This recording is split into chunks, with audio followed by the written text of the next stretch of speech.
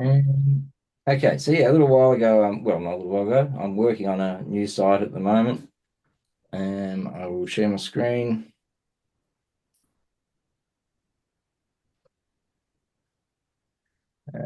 Which, yes, building a new theme, but very much building it around Joomla content and articles with custom fields and that kind of thing. And it's very early on in the development, but I was kind of setting up these categories and had set up these panels. And so, for example, the Knowledge Hub, this page hasn't been built yet, but so I've got my little category description here, which is living in the category description. Oh, yeah, hang on. I'm glad it wasn't just me. No, I hate it how you have to press the button twice. Now I've got the right screen. Let me You see. can see books. You can see what? Oh, Books. nothing yet. Okay. Going well. Sit down.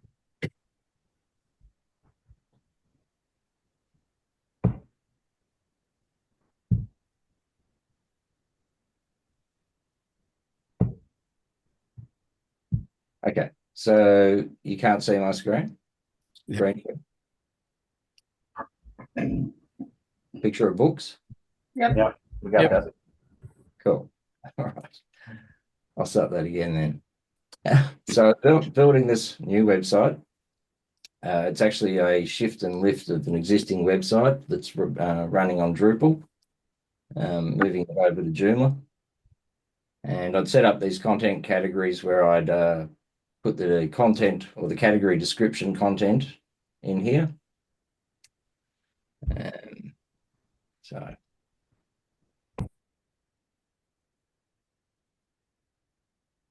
that's always helpful.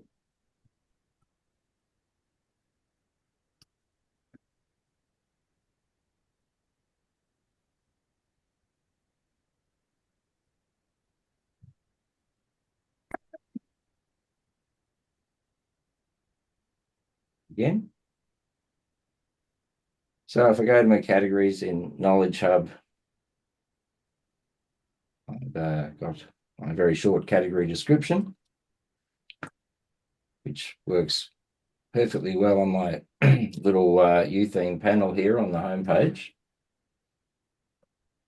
It also displays on the category page.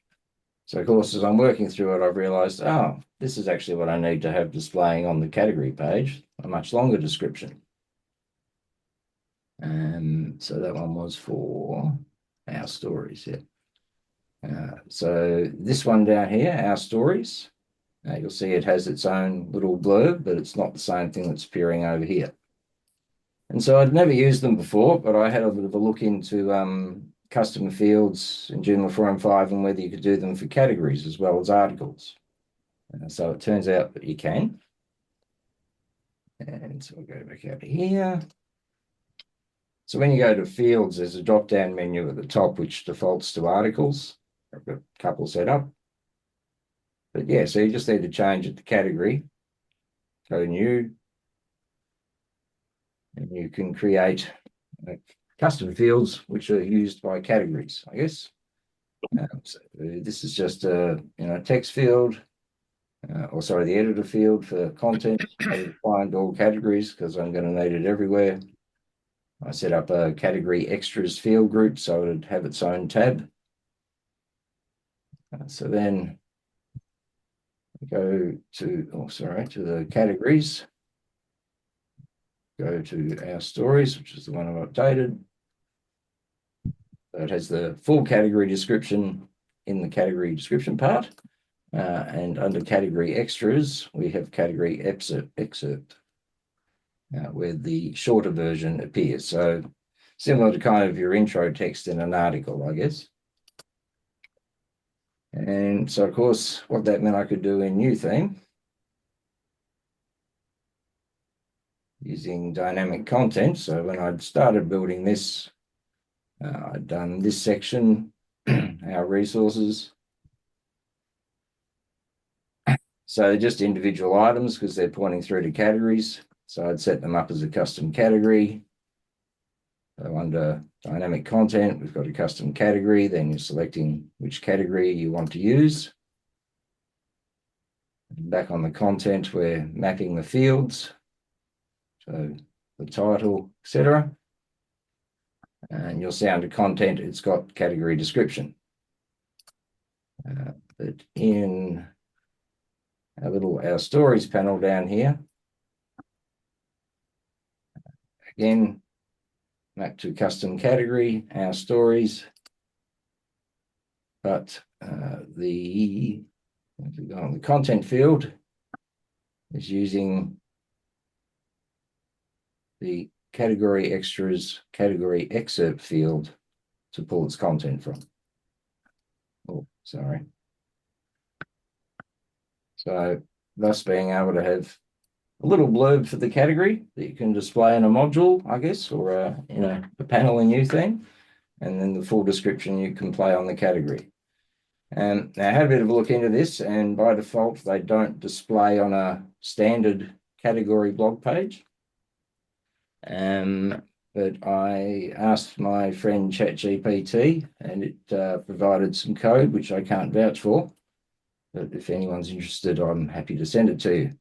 Essentially using the Joomla fields helper to create an override for log.php, add the code that it's supplied, which basically calls on that helper and then grabs the field name that you're looking for. So yeah, so I don't know if anyone else has ever had a use case for that kind of thing, but Yeah, all the time. I've used it in a few sites. Yeah. cool. Okay. I've actually got a whole video library directory pulling off it Excellent. for layouts in the articles, because I use the CK template, the CK editor template, and he's actually got an insert in there now where I can just anywhere in a standard layout. So we created a layout as well, but back before we created the layouts, while we were testing various things, I just set up a template page in the page builder that they use for the new articles. And then it basically just pulls in the video code, and we just changed the video code number in the custom field for each article. And then it pulled the video into the right place and the text into the right place and everything into the right place. So I literally set up a page builder layout template really in it. Right. And we just had to create a new one, create a new one, pull down the page, the template page, and change the video number pretty much. Oh, and change the title and a couple of things. So before I stop sharing that, did anybody have any questions about that particular setup? Right, good. Not about the setup, but the font you're using looks a little unusual. What is that, Nathan? Horrible. It's This what? font, you mean this font? Yeah. Yeah. So I will show you the website that I'm migrating it from. Thanks for the big in your face thing that does nothing. Yeah, so it's this font, which is being used absolutely everywhere on the current site that has no drop downs or anything. So I've kind of scrapped that on for the menus and things. But it's their corporate font. So I've had to keep using it for the headings. What is it called? Doses. But yeah, I'd not really come across it before either. I can't say I'm a fan. Is any, I notice you use an AI request for some code. Does anyone have any views on which of the various AI tools seem to do best with code questions, particularly with Joomla, I guess, but There's a few. I've been using Ask AI. It seemed pretty good, but I mainly just get the code and then test it and say, why isn't it working? I've had pretty good results from the stuff I've got out of ChatGPT. More so JavaScript than I mean, the Joomla stuff seems pretty solid as well that I've asked it. This was an example today. I thought, oh yeah, that all looks pretty legit. I don't know. Terry might be able to tell me otherwise, or you, Russell. But I think it all looks pretty okay. But I found it particularly helpful for solving difficult front-end interface issues that you need JavaScript to get around with. Well, I found the Ask AI is pretty good with PHP and JavaScript, a little bit of JavaScript stuff I've asked it. I did ask it to write some code a few weeks ago. I can't remember for what. It wasn't much. And it wrote it fine. It worked. Whatever I was doing, it worked. It's just for some sort of code module I wanted to put in. Nothing very complicated. Yeah, you've obviously got to, test it and modify it as you require. And somebody else had given me a piece of code on a forum. Well, actually, a developer I'd written to asking for support, and he'd given me a piece of code, and I put it in, and it didn't work.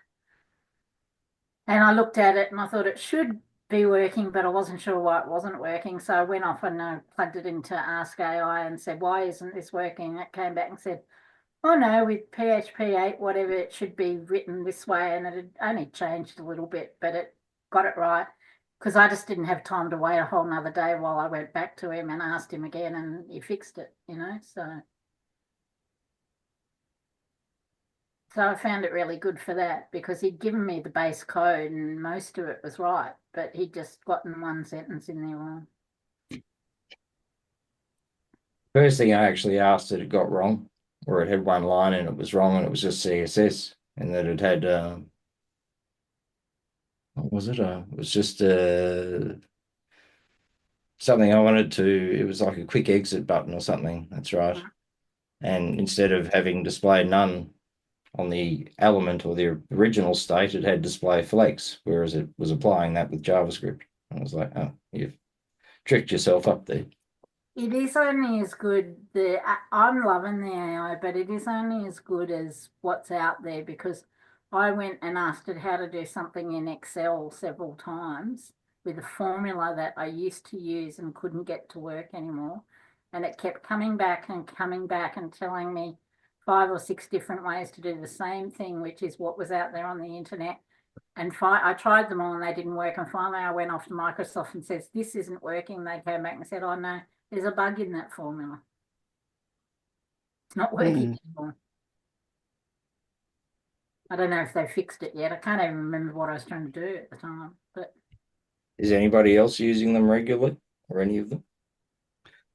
Not regularly. I've done a fair bit of research on AI the last few months, and I've found a number of useful tools for different use cases.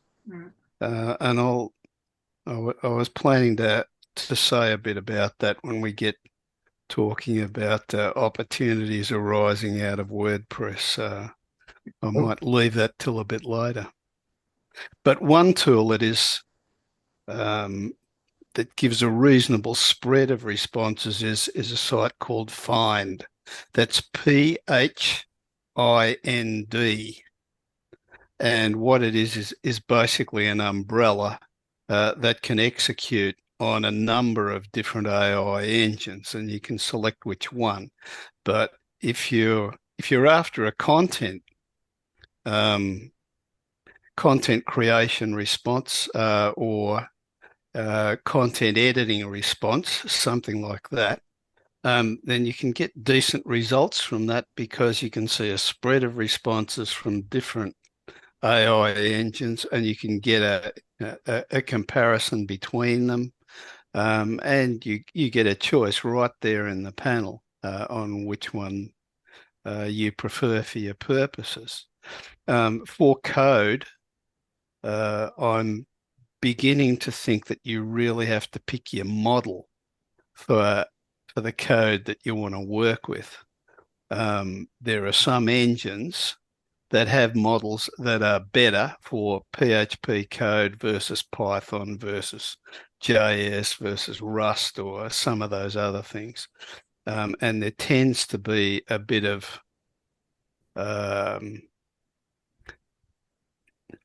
spread of responses, a range of kind of different qualities of responses.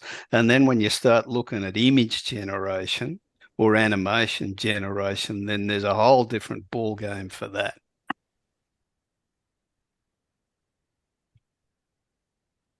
Indeed. So, Find one sounds really interesting, Russell. Because I'm forever writing into AI saying, I need a paragraph about an event, that's doing this, this, and this, and they come back. Then I've got to say, make it less sales pitchy, and then I've got to say, make it sound a bit more Australian. And then I've got to say, make it sound a little less Australian. yep. So the find one sounds good because you could compare the different things. Yeah. Yeah. Well, the major vendors are trying to capture mass markets. Yeah. They're just throwing dollars at this. Trying to buy market share, trying to get positioning. And what with DeepSeek entering the field, I mean, DeepSeek basically hit the hit parade of AI engines at number 4. And this was based on their productivity value proposition. So that really put the cat among the pigeons. It made all the major US vendors look like half-wits, quite honestly. And they did it so cheaply and so easily, and they've open sourced their techniques, so anybody can do it. Anybody can follow along, join the dots, and that has really upset the field. So only the week before that, Donald Trump was telling the world that the US is going to dominate the AI market, and this is going to be the key to future prosperity in the AI. And then the next week, DeepSeek comes out and they've cut their value proposition by 75%.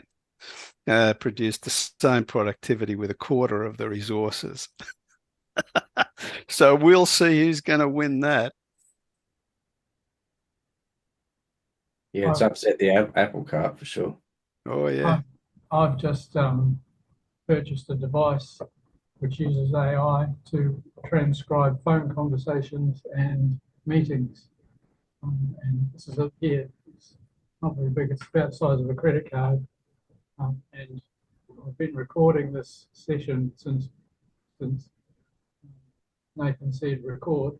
So I will stop recording and transcribe it and show you the results in a minute. I found Fireflies was really good for that, to do a phone conversation or an in-person conversation. What's it called, Stuart? It's called a Plaud, Plaud. It also sits on your phone. So it just clips onto the back of the phone. Nice. Oh, nice. Pretty cool. Yeah, so I'll just transcribe that quickly and come back to it in a later moment.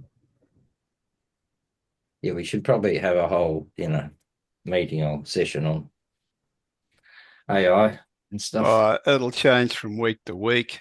It will. Basically, we're gonna be seeing snapshots of this every month, probably for the rest of the year. I was in a meeting the other day where the product manager has, we're using Jira. I've gone, oh, look, it's got this great new AI thing. You can just create tasks. You give it a parent task and it sets up all your subtasks for you. And there was a developer from another company on the call, and he was like, I can't wait for the day where the product manager sets up the entire brief and the task to-do list with AI, and then the developer just feeds it into AI and it spits out all the code. And you can just smell the disgust in his voice. Well, that's the end of the developer, isn't it, when that happens? It's the same as if AI is used to write pieces. And I know somebody who said the other day that she showed me a website where all the images were done in AI, all the text was done in AI. She kept on sending it back and back and back until she was happy with it. And then there's your website, and that's all done in AI. It's no longer requiring, or it obviously required her to go back and do the proofreading, editing, and what have you, and make sure it was all right. But that's going to go as well as they get smarter. And we're all going to have to, I don't know, become Uber drivers or landscape gardeners or something like that, like the coal miners did No, in England. no, there's still expertise involved. There's There an still art to is, but asking the AI how to tell the story properly to see. Otherwise, if you just ask for a sales pitch on something, you get a really cheesy American sales pitch out of most of them. Yeah, there's definitely skill in that. You got to say, I want it from the user perspective. I want it to start with this. I want it to. There's a real art to asking the question to get good copy out of them. But how long before that art's taken over by the AI? no, just that's reminds me of the Foreman project. Well, I don't know because most of it is still backing up on what's out there on the web, and most of the stuff that's on the internet about how to write good copy is 10 years out of date. And the AI is putting up copy based on all that good copy stuff at the moment. The quality information is limited by the data it can access. That's stronger in some areas than others. In my observation, in coding, it's quite strong because there's a lot of information it can access. Yep. Coding goes. You'd be surprised to actually find that there's actually quite a few jobs out there currently being advertised for humans to humanize exactly. ChatGPT or AI transcripts. Yeah. To make them more human-like, so that so journalists and everything that are and writers finding themselves out of a job will soon be finding themselves rewriting AI content to make it sit well with us plebs. So. Well, would the job title be something like AI humanizer then? No, Yes. no. The title is AI engineer, and that's an emerging career. You can see it right in front of your eyes for the last 6 months. AI is not an extinction level event. It's not going to eliminate developers and technologists from the production chain. That is not going to happen. AI is basically the next level of abstraction of computer code production tools. We've been through assembler language, we've been through second generation languages, stuff like Pascal, stuff like C, and then moving on to higher level languages like Java, Python, all that stuff, where you got a lot of expressivity on the code line. You can say a lot with a single line of code because you're calling higher level functions. So AI is just basically the next evolution of this. This is adapting the process of code development to human interfaces, to usability by human beings. We used to have to sit down and code all that stuff procedurally. But now you have a high level engine where you can basically state your requirement and you can get progressive drafts of a finished product. And you can use it to drive testing and all the rest of that. So it's going to collapse project cycles. It's going to collapse, if you like, the timeline to production of software. This is exactly what corporates want. They want to capitalize the process of code production, and this is just basically the logical next step. But there will still be technologists driving these things because there's still some kind of technologist or developer who's got to produce the end result. And there are a whole lot of disciplines that go into it outside of coding. Well, you've got to give it the proper brief for one thing, and then when you get into process also. All that stuff's got to be shaped. You can ask AI to write a process for you to do a certain task, but it takes no account of the customers or the client's particular business model already. It takes no account of the dumbest person in the room half the time. So I've used it to help me just generate lists of subtasks and things, but I've still had to tweak the processes. And then my clients still come back and say, oh, yeah, but we want to do it differently, So you're never going to get around that completely, I don't think.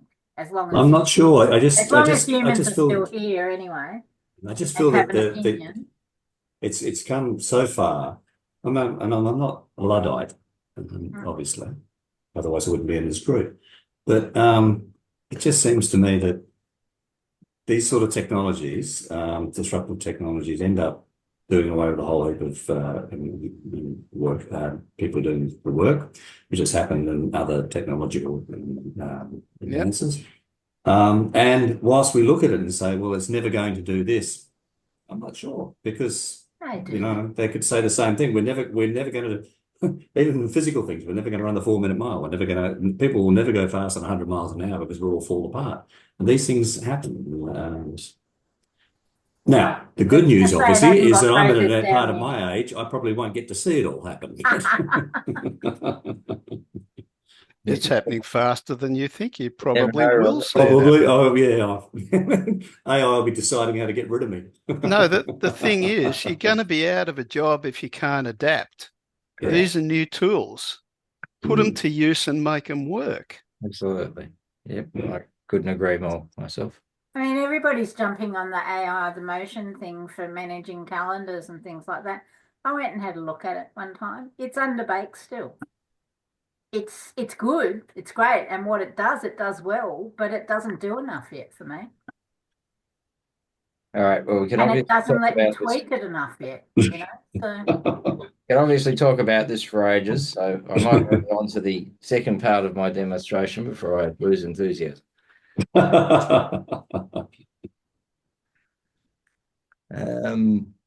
And then we can talk WordPress, Russell, if you like. Oh, I haven't got any news. They're I just a read bit something of a funny mess. about it this morning, but anyway, I'll do my thing first. So. Yep.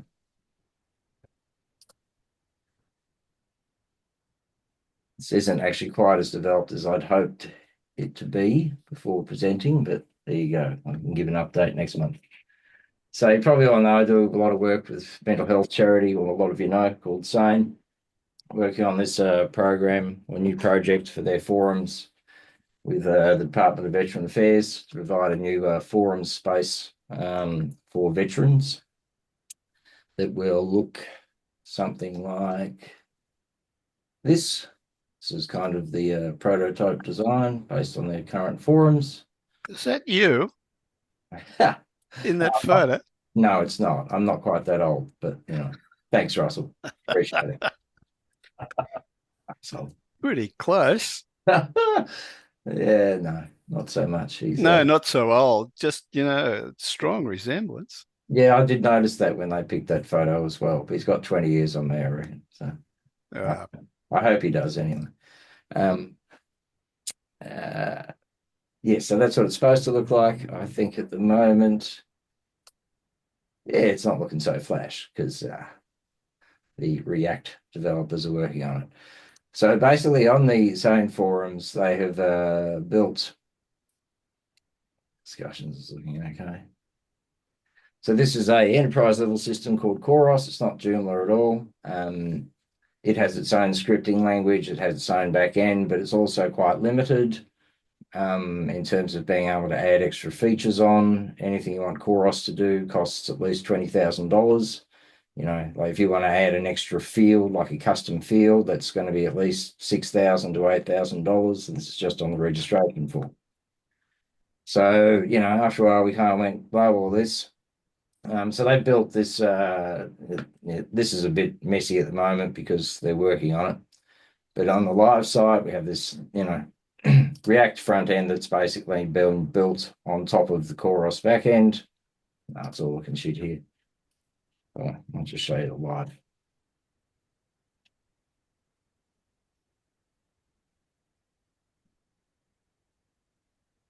So this would be the live forums and how it looks. And so this is all built as React web components. That's not a language that I know. Starting to learn a bit about it, but it's essentially a JavaScript framework. But it allows you to do very, some funky things like, things get activated on click a lot more easily. If I was logged in, and favorited a space, it would immediately appear in my favorites up here. Which I can probably do that, can't I? Yeah.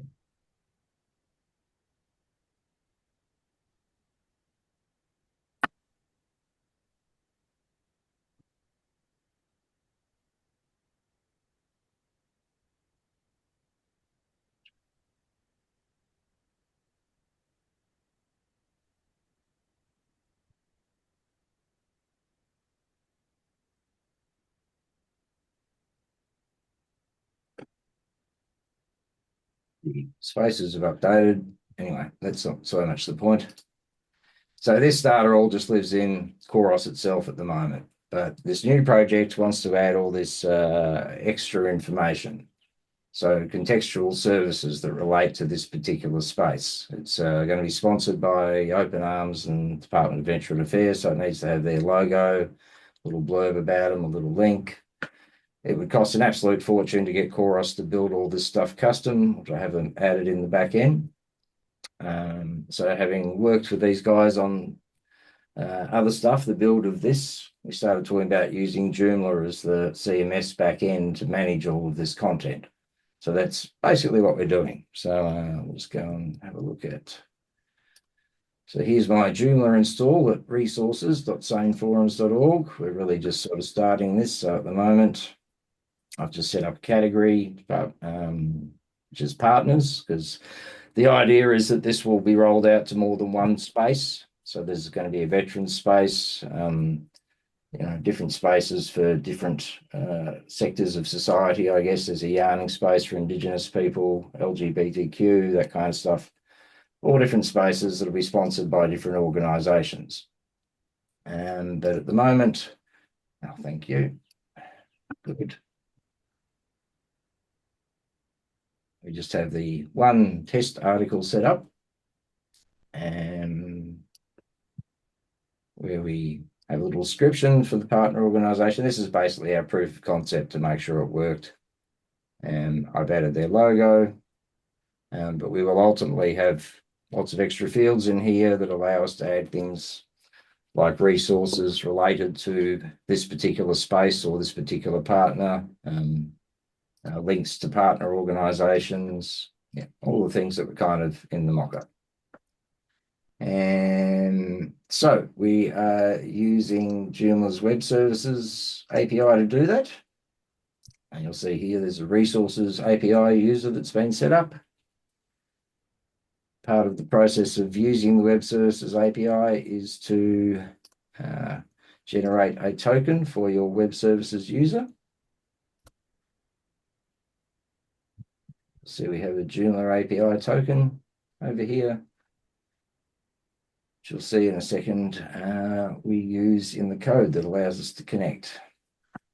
And just a note on this, Terry helpfully pointed out to me that when I was doing this, that you have to, the original instructions at least, say you have to create a super user as your API user, which means that that user account will then have access to anything via the API. Ability to not only create, but delete a range of things. But it has all been updated recently. You can set up a user group with the ACL system, which is just for API access, and basically shut it down to the functions that you want it to be able to use. I haven't had a chance to do that yet, but that is the plan. So at the moment, it's just a super user.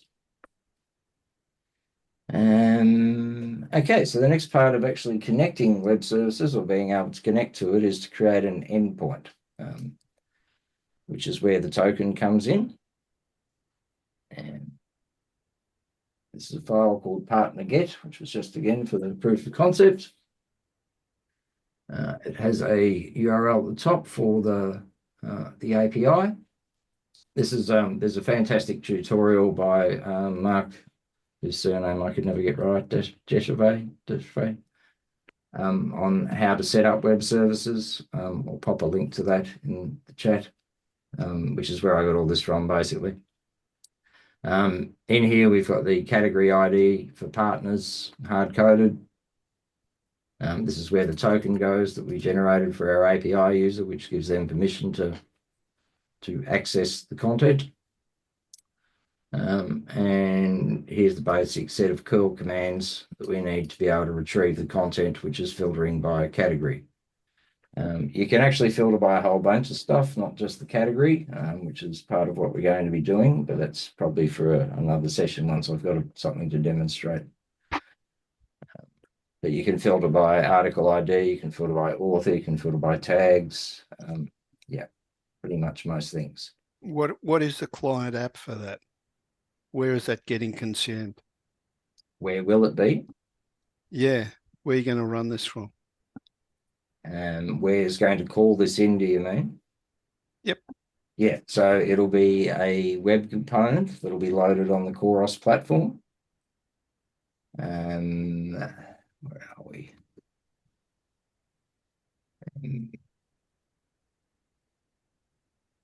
So I'll do that.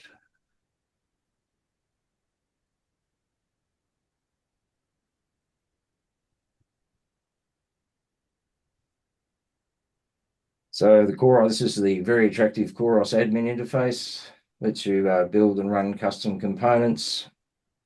This one isn't in here yet, but just to give you an example, I guess.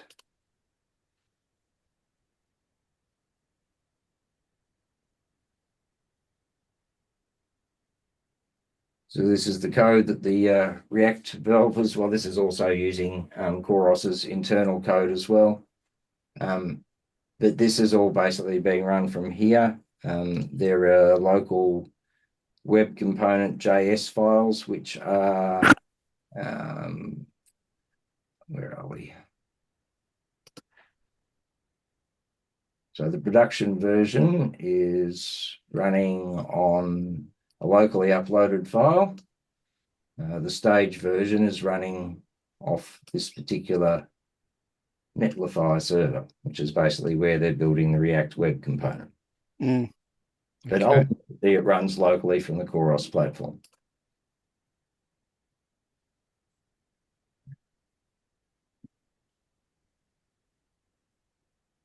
Yeah, so basically where we're up to is establishing that we can run this endpoint. As you can see, it is retrieving the data from the article. I've got a nice little background here so you can see the logo. But so you can see that it's pulling out the logo from the image intro field, the alt tag, the title of the partner. And yeah, well, that's about all we've done at this stage, just to establish that we could actually retrieve the data together with the description of the partner. So that will all ultimately be pulled in by the React app and loaded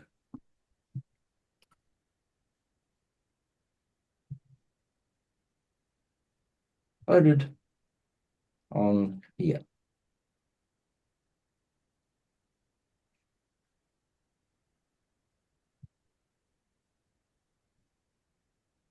It's the live one, so it's not going to show me anything, is it? Apologies.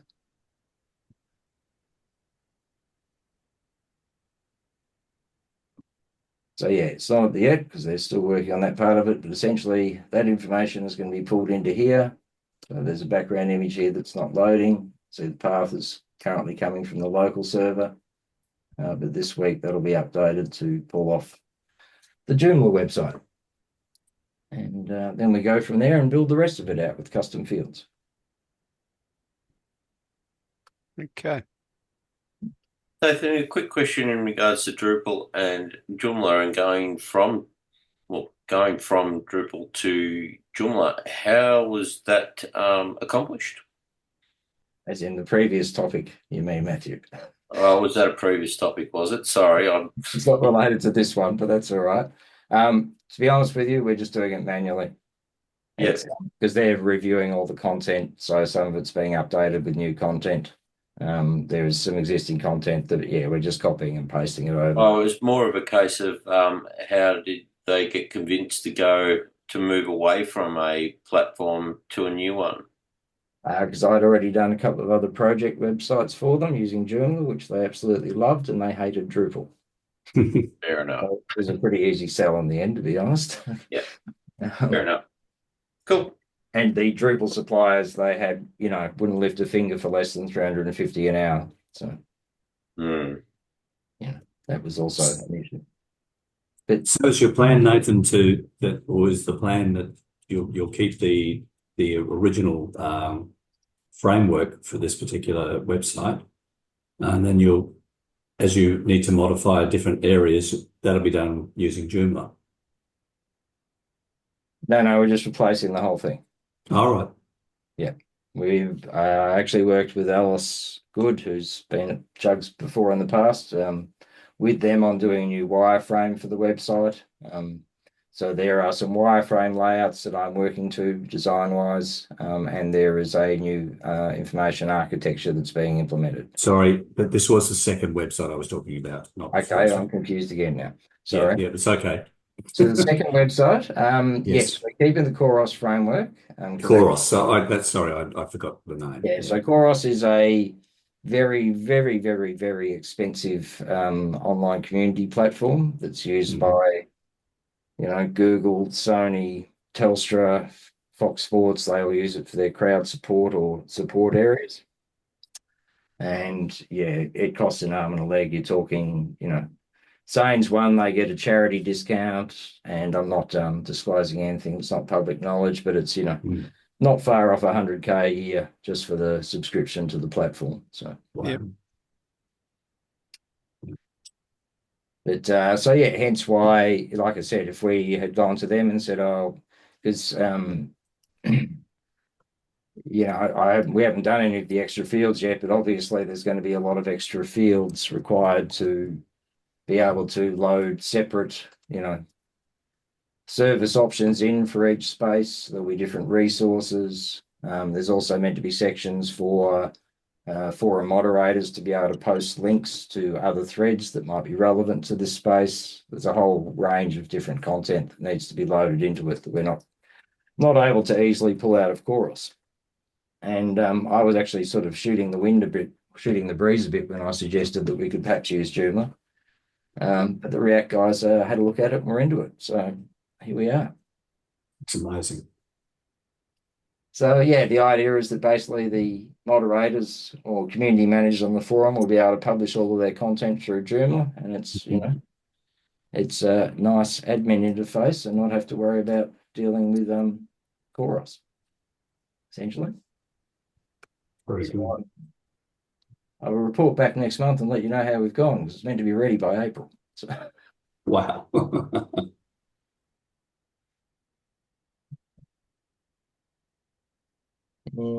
Any other questions about that? You sound like you had some concerns, Russell. Not me, mate. Yeah. Well, we'll see how it goes. It seems to be, it's done past all the tests so far that we've put in place to get it up and running. So see how we go. But, it means it's another thing you can use Joomla for, I guess. Something else to add to the selling repertoire. It's a perfectly good use case. Yeah, it is actually.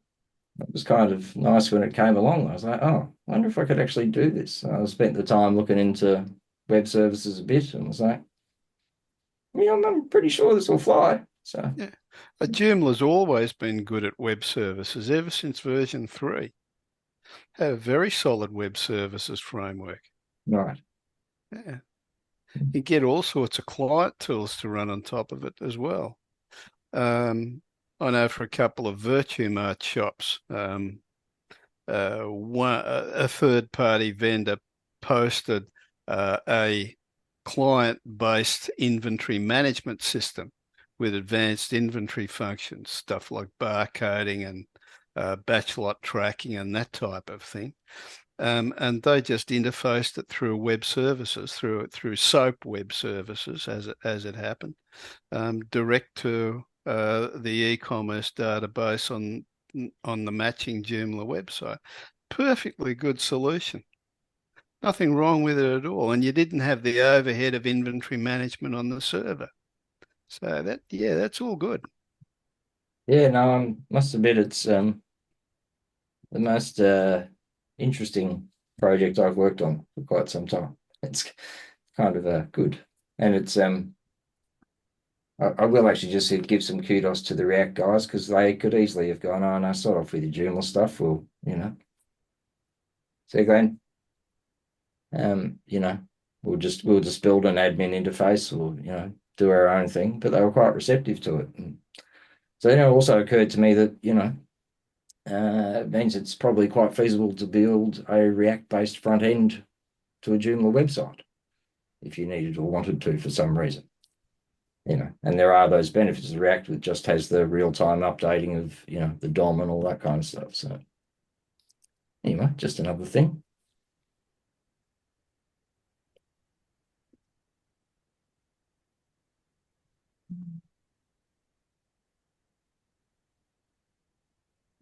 Give Nathan a bit of a break while he prepares the next 2 or 3 things that he's got to talk about, which is WordPress and something else. Sorry. I'm going to show you something I fell into the other day that mildly interesting if you're into hacking Joomla. Am I allowed to share a screen here, Nathan? Should be, yeah. Excellent. Okay. So anyway, I received an email from somebody offering to rebuild one of my Joomla websites, make it upgraded to 5.2 in 2 to 3 weeks or something they offered, which I thought was good. But you just push a button and it's done. Anyway, the website was called Joomlafy Experts or something, and I went searching on them to see how much credibility they had. And just typing in the word Joomlafy, I ended up on this site, which is called tryhackme.com. And you basically teach yourself how to hack. And so you can write sort of like learning modules. Anyone can put them up there, and you can make them free, or they can be paid for ones. So I had a look at the free ones, of course. It's too cheap to pay for anything. And this one here was one good example of what they've done. Is somebody's put together a module based on an existing hack or security exposure that happened back in 2023 with Joomla. And that's the number there if you're really interested in it. And you can basically start up your own little development machine and then go off and follow along and learn how this particular exposure was hacked and how it could be used. If you want to, you can log in and answer the questions, but I, again, couldn't be bothered. But just if you want to just sort of see how hacking works, or one aspect of hacking can work, you can just read along and follow it. It does a bit of explaining of what the actual hack was, and it's to do with the area that Nathan was just talking about, which is the API interface. You could essentially put a variable public equals true on the end of the URL, and suddenly you got a bit more access than you're supposed to get. So, and it goes into a little bit of detail there, some of the code, so you know how to read code. It makes sense. If it doesn't, just roll on past it. And then they ask you a couple of questions. So the idea is you're supposed to learn a little bit about it along the way.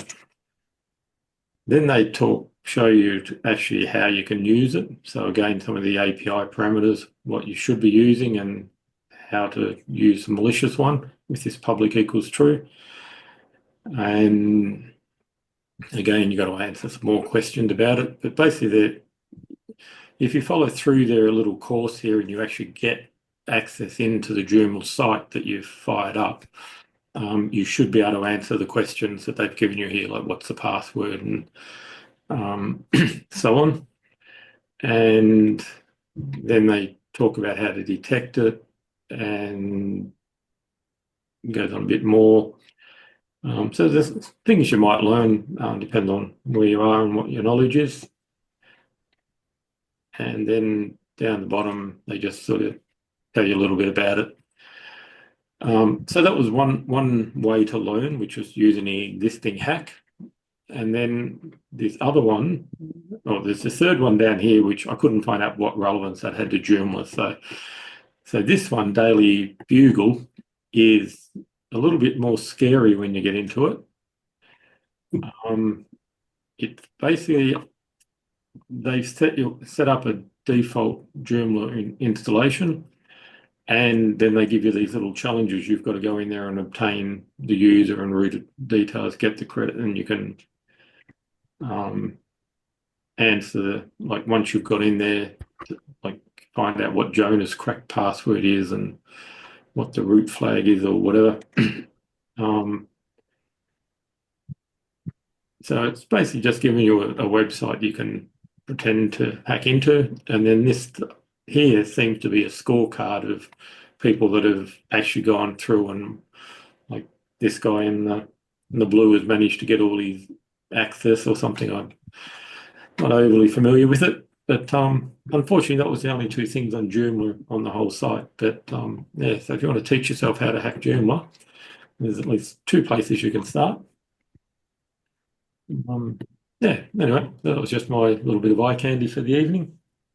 You ready to go again? Or anyone got any questions on that? Because that's pretty much all I know about it. Well, that first CVE, that is a vulnerability in Joomla 4.0.0 through 4.2.7. So you basically have to strike a Joomla site, an unpatched Joomla site with those versions, which are at least 2.5 years old, I would have thought. So It's still not hard to find. sorry? It's still probably not that hard to find. Well, maybe. There are plenty of sites that are built and never updated. Yeah, maybe. So, yeah, so you're right to go there, Nathan? I didn't really have anything to go with on the WordPress thing. It was more just a discussion. Like to talk about WordPress, right? No, not really. I thought there might be some other views on it. It sounded like Russell had some, but I mean, you know, it is a complete shit fight over in WordPress land at the moment. But yeah, I don't know that the situation at WordPress has changed significantly. That's basically where it was left at the start of the year.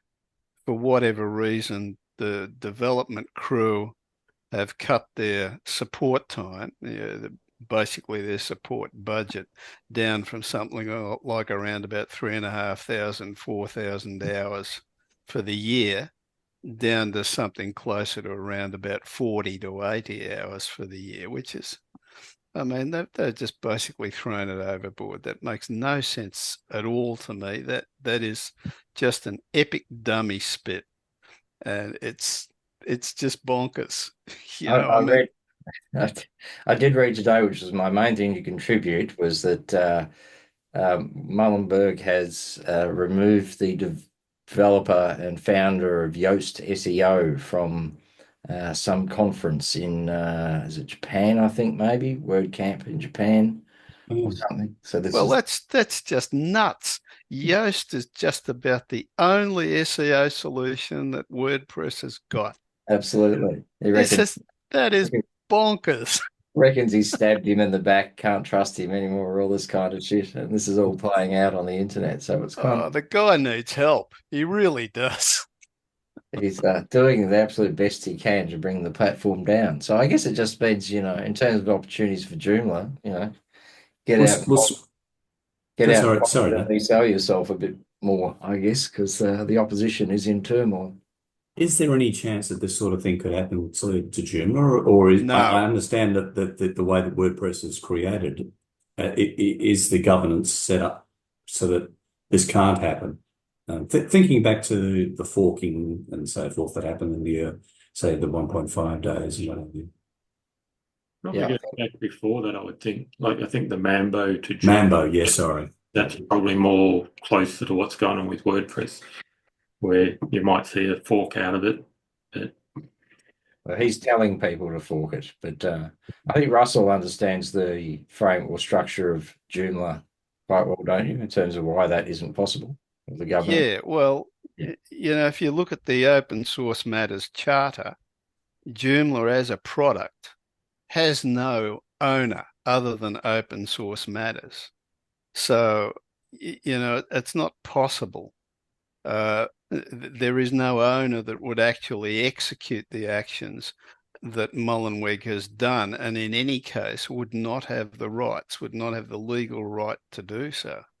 And, I mean, Mullenweg went and did it, and then the next week found himself in court with WP Engine, and that has not gone well for him. Mm. Of course he did. He stole their software.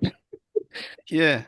No, you don't have anything to worry about. This kind of maneuver is not going to occur with the Joomla system, because Open Source Matters had absolutely zero interest in this type of involvement in the third-party developer community.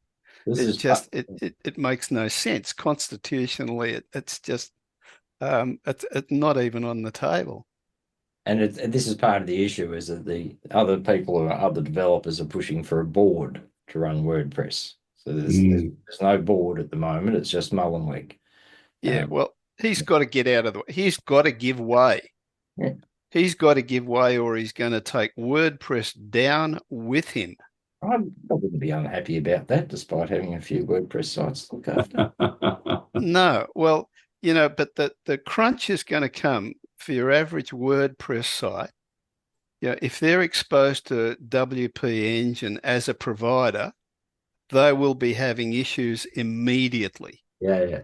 Okay, because the WP Engine plugin was pirated by Mullenweg himself, and he locked it out of the update cycles on WordPress sites. So those people have got an immediate problem. Their sites are immediately destabilized. Now, if what you say is true, and Yoast has been locked out of the ecosystem, then that would have to be at least 95% of installed WordPress sites would be exposed to a failure of their SEO process. I don't think he's blocked them from the updaters as yet. He just Yet removed him from the speaking list at WordCamp and posted a thing. But yeah, but he's breaking trust with both his developers and his user community. This is just, I've never seen anything like it. I've been around for a long time, and I have never seen such a public suicide act as this. Yeah, he's going down screaming too. That's yeah. But I don't know. Maybe he's got Elon Musk disease. Maybe they hang around in the same room and they all get the same germs. Quite possibly. Quite possibly. I mean, I've actually, I spent the last couple of months of last year working with bloody WordPress a lot more than I had hoped to. And and I kind of went into it with a little bit of an open mind, but it wasn't fun. And the whole ecosystem's just kind of screwed. Like it's idiosyncratic. Every product has got its own architecture because WordPress never provided them with one, never provided them with the development infrastructure to do consistent development according to an agreed set of development rules, an agreed set of standards. So you got this mess. It's just a garden full of weeds. It's just a cash cow too in terms of the plugin add-ons. Like particularly like I have to use it for a couple of e-commerce sites because of integration with their FPOS systems and stuff. But it's plugin after plugin with WooCommerce just to even do the most basic things. It's if you want to do a distance shipping rate plugin, give me $100 a year. Thank you very much. Yep. I did the site, and it's got about 4 or 5 plugins on it, and it's $500-600 a year, all going, and that's all going to Mullenweg at WooCommerce because that's owned by his mob. So he's a bit rich crying poor at bloody WP Engine, I would have thought. Well, it seemed, a bit scary because you're recording this, but it seemed like straight out extortion on WP Engine. I can edit it out. As I can see. And he was on the record as saying, if you don't pay me, and I think we were talking millions of dollars, like it was a lot of money. $40 million. A hard time. And then he did give them a hard time. And he is a benevolent dictator. He owns the trademark, the software. He controls the supposed board is himself and two other people that can't be found. I don't. He is essentially a benevolent dictator, and one commentator says he's just forgotten the benevolent part. And this is not his first rodeo. He referenced himself. Mullenweg himself said, "Oh, this is not unlike it was something like Screaming Frog SEO or some catchy name like that. Hot potato or thing or something. Hot tamale. It was a Mexican food, all right? I'll say hot salsa, right? Where he basically, WordPress.com, and I didn't know this, has been banned by Google for hosting SEO content, and that's about as kind of phrase as you can use, littered with links on WordPress.com. Google banned WordPress.com because he was taking money from this SEO to host content pages. I mean, and he referenced this himself. So other than he is kind of, everyone loves WordPress, I think he's pushing it. But I will ask the community here, has anyone heard about this from non-nerds? Because I haven't. Well, the community of telling all my clients about it. Yeah. Well, the community of web developers, they're basically locked into WordPress. It's become their de facto solution. And that is all hung off WordPress's historical market share numbers. That's why they're invested in it, because they don't see that there are any other options. And the other options really are too hard. They're too much like hard work to market to retail customers. So I get all that. But now they're locked in to Mullenweg and his system, and there are costs. There are whole other industries behind it too. I threw a cat among the pigeons last year because a local tiny historical society came to me and said, "We need some help. We got this deal from one of the unis where they've given us 4 students to build our website for us for free as their working project. But he didn't have the knowledge to know what he needed and everything. So could I sit in on the meetings, on Sunday meetings with the team?" And the first thing I said to him, I said to the team, "What are you building?" And they said WordPress. And I said, "Right, so we'd like you not to do that." And they went, "Oh, but we don't know how to build in anything else." And I said, "Go ask your teacher." And the teacher came back and said, "I only know how to teach WordPress, but if the client wants a Joomla site, then you guys can." And I convinced the students it would be good for them to know how to build in Joomla. They all came to Joomla, built in it, and went, "Oh man, this is way better than WordPress." Right? But at uni, they're only teaching WordPress or React or whatever. But on the open source systems, most of the unis are only teaching WordPress. Which is a bit disappointing given the conversations we've had about its governance and also the way that it puts things together. Yeah. Totally turned the uni upside down. We had to get permission for them to build in a different program.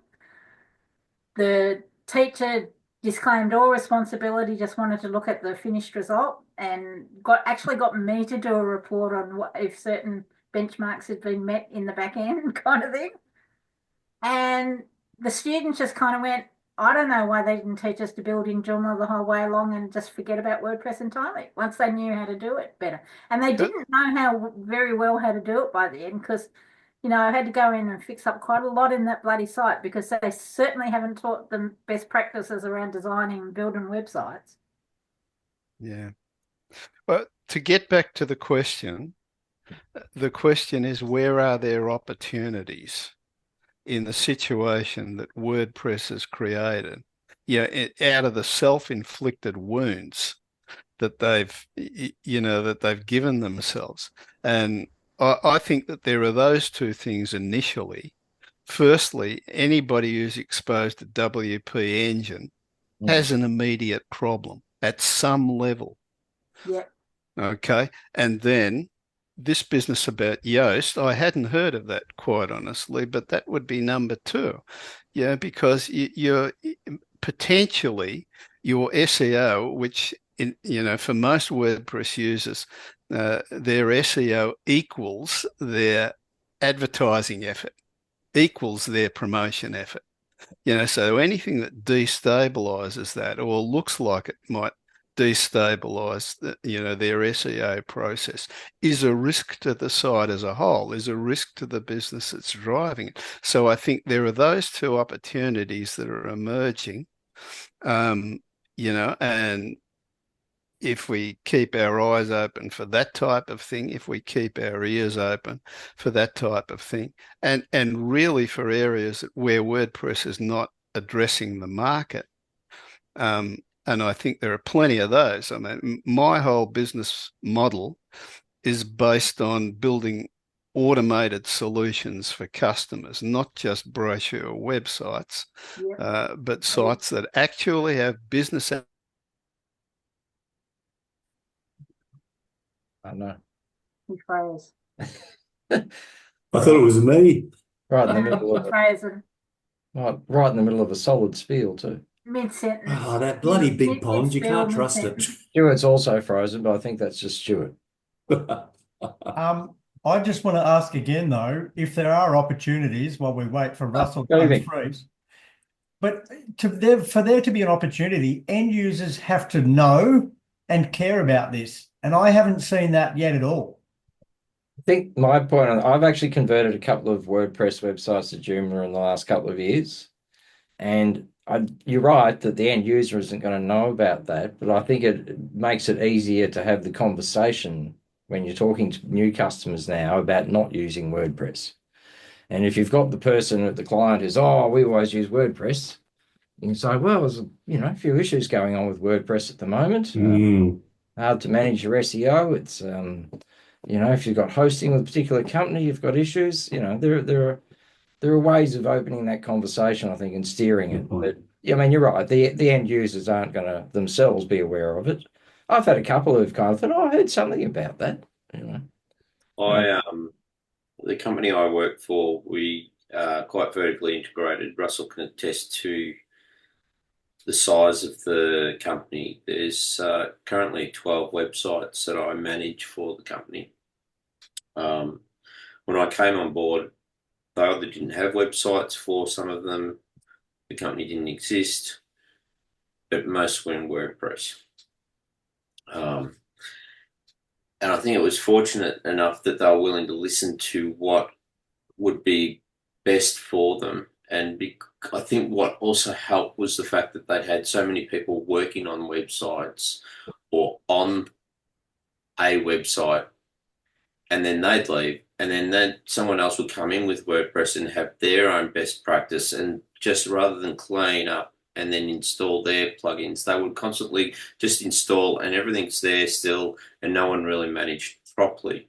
But I think what a good selling point that I had for them was the fact that I was able to actually show them these are the extensions that you're going to need, and this is all you're going to need. You're not producing big sites. They are majority of the time brochure websites that are purely about giving information out. So it's not a big sell for me, but it's having that the willingness for them to trust and say, okay, well, this is the best practice. Now, one of the biggest hurdles I am facing these days now is that I can't do all the work. And finding people that actually know Joomla, as opposed to those that say they work in Joomla, they'll all say that they can work in Joomla and they can use Joomla, but they don't. What I've found is they actually produce websites, we had a client where it said, okay, I can't build it, but this is what you've got to build it in. We went to an agency. The agency said, yes, we can do that for you. They outsourced it. And when that came down to presentation, and I wasn't involved in the process of it, when it came down to the development of the site and handing over it, what I found was a CSS file, custom file, that had 5,000 lines of styling in it. they were using Utheme Pro because I asked them to, but they didn't use it. They used it to assign and create things, but then they had their custom file when all of it could have been removed, and I ended up removing about 4,000 lines and changing it back into the style settings. But the problem that we face is that all these agencies that you engage with and those other sole traders that we may engage with, all they know is WordPress, and that's all they're going to assign to. And it's trying to convince those with it that you work with it, actually, no, this isn't the right path to go. And when even though they may trust you, and they want to follow your knowledge and everything, the problem that you still face is that because if you don't have involvement in that project, you can't keep things on track, and therefore they'll keep pushing WordPress, and majority of them, that's all they will do. You see them, like we've got another company, we're looking at a company redoing the website, and we said, well, there's no need to redo the website. The agency's actually pushing that they're possibly engaging is going back to WordPress, but they're not going to get anything out of it. And I said, well, you've got to work out what you want to do, and B, how you want to manage it yourself. Because half the time, these people that are producing WordPress sites aren't actually thinking about how the client wants to use it in the end. Oh, we want to edit ourselves. Great, we can do that. This is how you do it, and this is how we would show you how to do it, so that you come back to them and actually say, this is what you want to do. This is how you got to edit, rather than actually creating something clean and simple where they don't have to worry about anything. And that's the battle, but also something we need to push with everyone for Joomla sites, is the ease of actually editing from the front end. And it's bloody easy when it's set up. And I think showing that to an end user who's got zero knowledge or a little bit of knowledge of websites, regardless of what the platform is, show them what they need as far as managing and owning that site themselves. Because once they do that, you don't hear from them because they're actually not having any issues.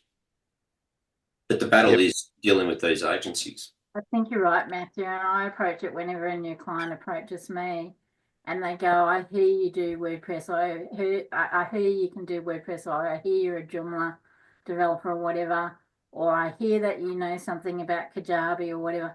And they just say, what should I use? And I go, I don't know yet. I'm not going to advise you to use anything. And we always do a matrix of what they want to do, what all their processes are and procedures are, and then we compare the technology. And I found that's a really good approach, because I've had people come to me dead set on using WordPress. Yeah. And they, after we put a matrix together for them, that WordPress and Salesforce mix up, one lot did. We put a matrix together for them, and they went with Joomla and CVCRM, which is not ideal, but that's all they could afford, really. And, you know, Civi's got its issues a little bit, particularly with its Joomla builds at the moment. But when they looked at the matrix, there was just nothing to compare. When we went through the things they wanted to do, the Joomla and the Civi did it out of the box and so much cheaper and so much better than spending, you know, hundreds of thousands of dollars on Salesforce and hooking it up to a WordPress site. Well, that's one of the things. Like, and Russell can attest to this, where he did one of the jobs, and again, they've gone back to a WordPress site for what they want. But we lost control of the management of it, and they are meant to have been a separate company as such. But everyone that keeps fighting for it, and they say, okay, no worries, we'll give you what you want, and you can do what you want, and they go and do it, and then they bugger off. So they're back to square one. So a good example of that is, okay, we built a website, and it was a beautiful website that we did, Russell and I, and it was using Virtumart, doing everything they needed to do, but they weren't doing the things to actually help it. But then they went to WordPress. That was political. Oh, it was very political, yeah. And those people aren't there, Russell, anymore.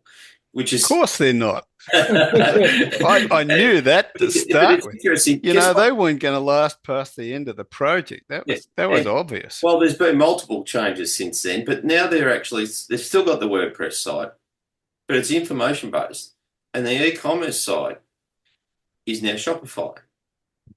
Yeah.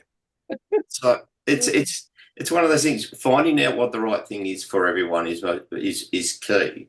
But I think one of the biggest things that I think as a Joomla user and as a preferred platform, I think it's really important that if you're selling the product, I think most of the people that you will come across and deal with are not after something too intensive, but if they are, I think if you can show them a case study and show them how they can work and move around in that system, you will win them over every time, or 90% of the time.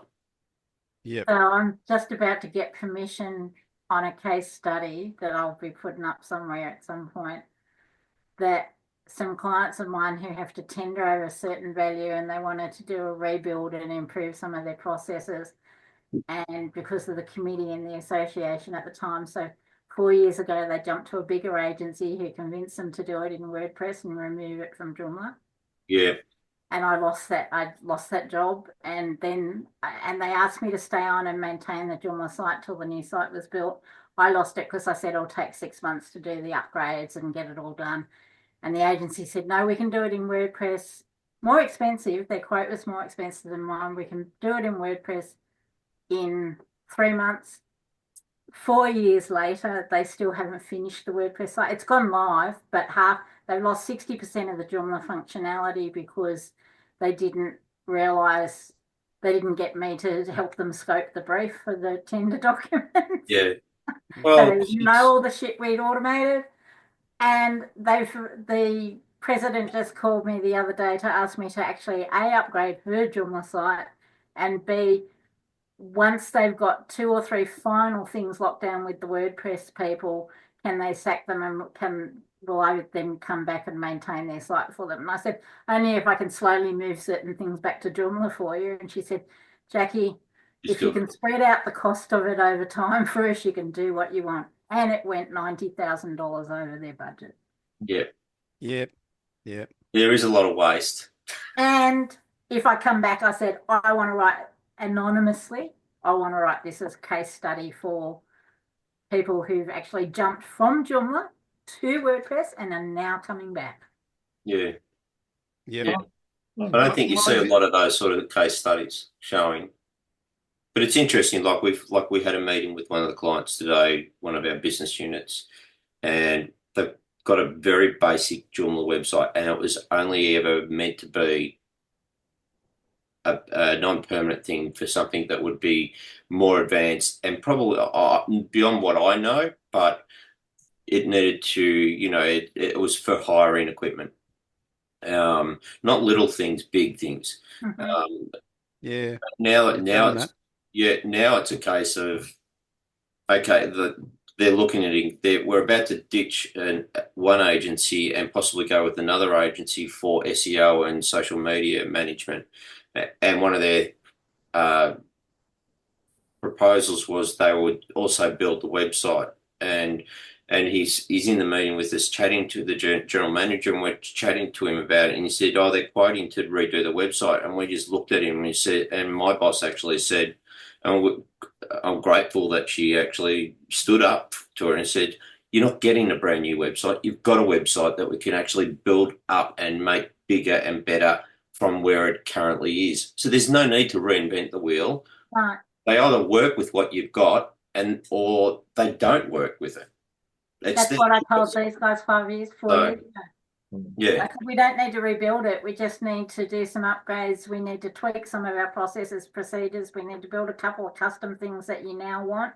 And we need to do the rebrand as you change your brand. Yeah. Yeah. But I think that's partly the opportunity is, I mean, for one thing, I just say to people, when people say to me, what's Joomla? I say, well, it's WordPress Plus out of the box. Yeah. And then, I mean, for fuck's sake, it's free, but you've got to put a plug-in in just to expose the ID numbers of all the articles and shit. Mm. in WordPress, right? Yeah, First thing I you go do. in is I look at things and I think, oh shit, I've got to put that little plug-in in. You know, Yeah. there's 12 Oh. plugins I've got to go into it before you can even use the damn thing. Well, that's one of the reasons why I've just talked about what I have, because Nathan, I was curious to know how the approach was taken, particularly with Drupal to to Joomla, for instance. And I know, like, I look at, for instance, Dementia Australia, that was a WordPress site, and they had multiple WordPress sites, and they've merged it all into one with Drupal. And I was shocked when I heard it, and I'm like, and it hasn't been well. It was launched 12 months ago, and it wasn't well received from inside the community. But Yeah, well, Drupal seems to be struggling in terms of its developer community. Most of its work is tied up in corporates. There's no kind of organic community sort of running around Drupal at the moment, in terms of plugins and add-ons and that kind of stuff. And any of your Drupal consultants are, as I said earlier, in that 300, 350 an hour kind of mark, just to scratch their asses, really. But yeah, I mean, with the one that I had, they put out a tender for a project website. It was through Mental Health Australia. Ironically, I didn't get the tender for Mental Health Australia's website that they put out in November because I couldn't deliver it in their ridiculous time frame of the 1st of February. But the project website a few years ago, I did win the tender for. And they had previously had Drupal, and they just hated using it, essentially, from an end user perspective. And that's the key. It's how they want to use it. Yeah. How they envisage being able to use the CMS. Yeah. They don't take no one's thinking about that. And I speak to a lot of people about what do you want out of it? What brief did you give the agency or the studio to produce the document, the website? What did they ask you what you wanted out of it? Half the time they don't ask the questions, so they get to free run, and it's quite frustrating, that aspect, to hear that. And it's like, I just chatted, last weekend with my cousin who's getting his site built, and I said, what platform are you getting it built in? I don't know. Do you want to edit and manage the site yourself? Well, yeah, I'd love to. And it's like, well, what does that look like for you? And he said, well, I don't know. And I said, well, you've got to start asking the person that's actually doing the wireframes right now for you. What's being built in, how it's going to approach, what do you want it to look like when you when they hand it over to you, and how you want to add the news articles, how to add your brand new projects to the site, all those sort of things. And he said, well, I never really thought about any of these. And I said, well, you need to, because your website's been in development for the last 10 years, I think, Josh. And he keeps going from different people. Maybe this is part of that opportunity around WordPress. Is its time. Maybe we can look at producing some documentation and/or pages somewhere that actually ask those relevant questions, because when you start the clients asking those questions, 99% of the time Joomla comes out way ahead of everything else they're looking at. Yeah. Unless they want something really simple or just one functionality kind of thing, right? Most people are going to be very visual on how with what they want. So if we can actually show them how they're going to log in from the front end. Yep. Have a menu structure set up so that they can create a news article or a project or add a new product to to an e-commerce shop. So it's all there in the front end, and it's step by step, bang, bang, bang. Yeah. And by showing someone that, it just does wonders for that client. Just like, oh wow, that just looks so much easier than what it was in WordPress, because everyone shows me, go, let's log into the back end. My priority for any client I have is for them not to have to go into the back end. Yeah, well, that's a choice, though. I mean, I do the opposite. No, well, I think it's really important. It will ultimately, Nathan, depend upon what that project is, how Yeah, big a site it I is. changed the admin login so it's so stripped down, all they see is articles, and they're able to manage it centrally without having to wander around the site trying to find the page they want to edit. So Yeah, it depends on your perspective on that. So I used to find years ago that why people didn't want to use Joomla over WordPress was that when they logged into Joomla, because I'm it going did to put so camera much out of off. the box, they got overwhelmed by how much was there, right? Yeah. Now, and this is the beauty of 4 and 5, now when they're logging in, they're seeing something that looks not unlike WordPress, only way better organized. So Yeah. they're already starting to say, oh, that looks quite like my WordPress site. It And isn't I go, yes, it is, but it's better organized than your WordPress site is. And they go, yeah, it is once they start. So that's part of that opportunity now, because now that Joomla's gone to that side panel, and as you do, Nathan, I've started to strip down. If my clients are going in the back end of the site, I strip down what they can see and what they can do based on what they need and want to do. I mean, I think either approach is fine though, with front end or back end login for your clients. I think it's more about having a clear way of explaining to them why it's better than WordPress. Yeah. Can I ask too, just quickly, is it I mean, and this is really based on the back of the issues that WordPress is facing at the moment. Is it that they look at the percentage of websites that are built on WordPress and the smaller percentage of websites that are based on Joomla, and they're concerned about the continuity of that particular platform or Joomla platform, as opposed to a platform that's got to be around forever because WordPress has got so many websites built on it. They are. Yes, clients do look at that, and it does affect them. My answer to that has always been that Joomla's been around as long as WordPress, and it's not going anywhere soon. 20-year anniversary this year, Robert. 20-year anniversary, A fairly mature piece of it's software. not. And even if it does go anywhere soon, it's open source software, so you're not going to get stuck not being able to use it while you find. I'll have to get out my 2 10-year anniversary badges and put them side by side.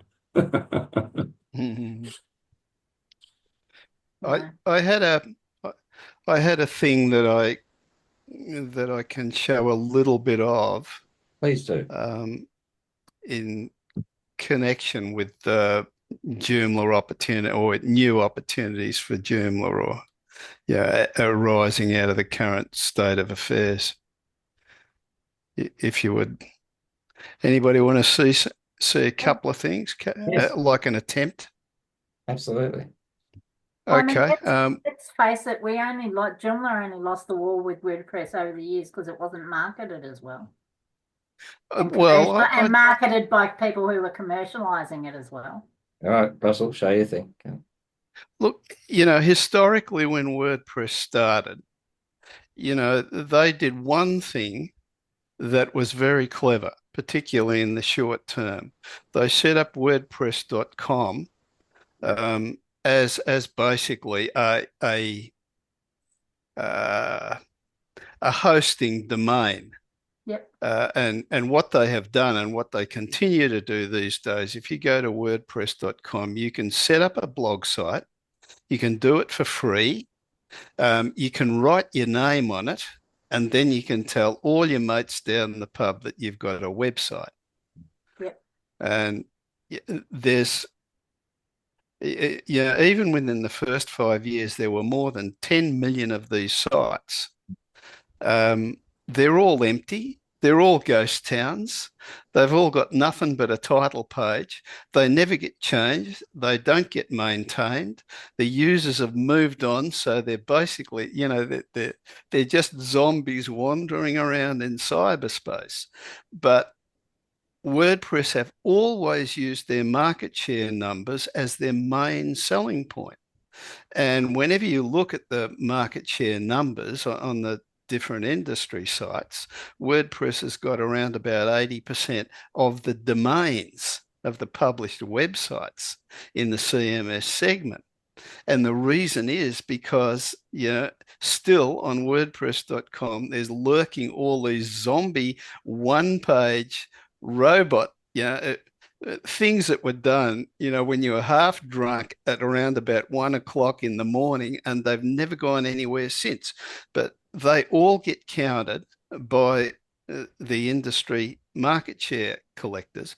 They all get counted as a actual domain website. Really? So WordPress artificially looks like it's got the market share, but in reality, when you start up, when you go looking for statistics for active websites, sites that have gotten more than 100 clicks a month, okay, sites that have shown any actual maintenance activity in the last year, the results are very different. And WordPress's market share is no better than ours on that score. And the same with Drupal. Everybody's down around about the 5% mark in terms of market share. But WordPress have been leaning on this artificial number from the very start. So that, and they have, like Mandrake, they've created this illusion, that the space is dominated by WordPress. Well, it is by numerical count. But in terms of actual creative content sites, in terms of sites that actually have some function, that actually represent values to their owners, that are actually maintained, the picture is very, very different. Right. And, that story has just not gotten out. It's not that we don't do marketing. We do marketing the same as they do, just as good as they do. But every time you raise this issue in a competitive forum or whatever, the first thing the WordPress guys do is drag out their baseball bat with market share written on it and whack you over the head. And it's just bogus. Can we perhaps get this excerpt that Russell's just said, and perhaps send it through to Joomla and their marketing people? And I think that could be a perfect They pitch know it. we could use every time. They know it. But They know the it, way in but which you've you've got to presented it has been really good. The Joomla marketers know this just as well as I do, because they've been around, they've been through it, they've been watching it, they've seen it happen. Okay, to my way of thinking, really the issue of winning business for Joomla, it basically comes down to professional sales techniques and professional sales practices by Joomla developers. That means, by us. Now I learnt to sell, not with IBM. I wasn't employed by IBM, but I grew up with an IBM business partner. That's basically where I cut my teeth. Now, there is no better sales operation on the face of the planet than IBM sales organization. Never has been, never will be. And you can still, if you sign up for a partnership, you can still get IBM sales training for free. And what they teach is straightforward. First off, if you get a phone call, the first thing you want to know is, where is the customer's pain point? What is hurting them? That will tell you what they need. That will tell you the need that you need to address. Then you need to establish a relationship, a good, solid business relationship with a business owner somewhere in that business, okay? And you need to establish that on a basis of trust, delivering value to that guy, okay, around his pain point. Okay. And when you got a conversation with that person, then you can get into a technical demo session with business owners, with operators, and you can show them face to face what Joomla will do. You can show them a demo solution. You can show them it doesn't want to be wireframes. It wants to be something that they can actually hit a key and see a response on the screen.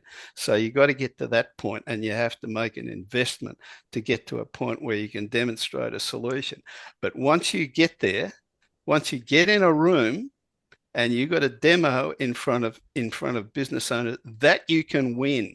Yep. You can definitely win that.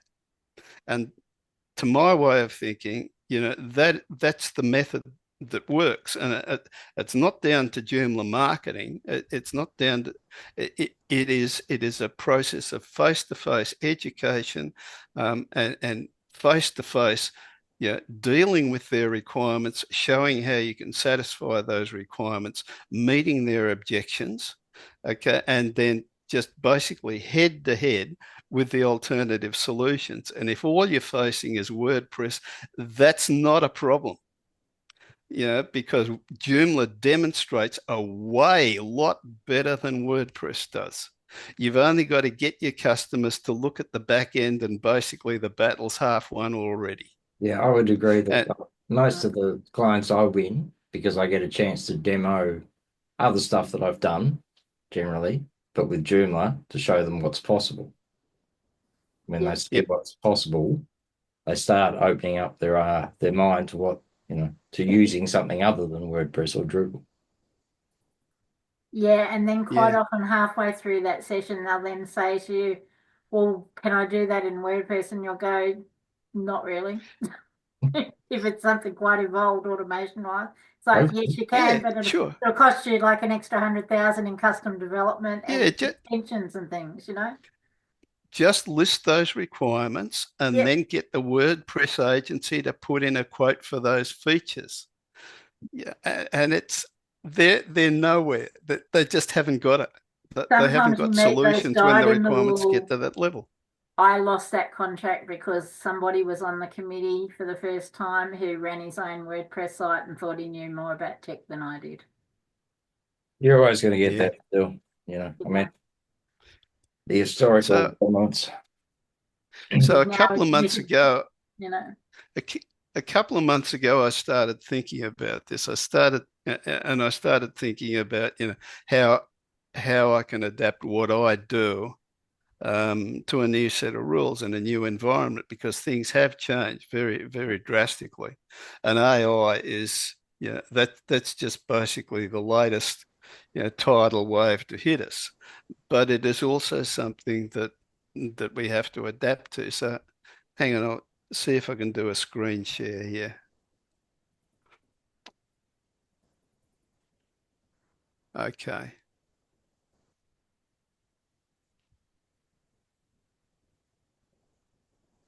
Now, what have we got? I'm screen sharing. Can you see a black screen here? Yes. Okay. Okay, so I started working on my own website, and these are just a couple of little things. So here is the site in UTheme. I decided that I would go the whole hog on the dark mode thing. So I've done this to the site, and I've done some restyling and put some more fizz into it. So one of the things that I thought I would add. I think did you base this on a theme, Russell? I'm sorry? Did you start with a UTheme theme for this one? Oh, my site's been in UTheme for about 3 years now. Those color choices, was it based on a UTheme theme, or that's just you? It is, yes, it is. I think I know the one. I may have used it once. It's very fluoro. There you go, circle. That's circle, black, green style. Yeah, that's exactly the one I used. It looks nothing like this. So. Yep. So you probably didn't choose the black variant. You're probably on a white screen. It looks different.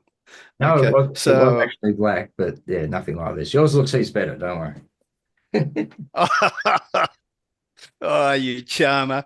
Okay, I owe you one. I'll buy you a beer someday. So I've revised the services list. That's from the original site, just web design services. And I these days I do all web design and development on fixed price quotes.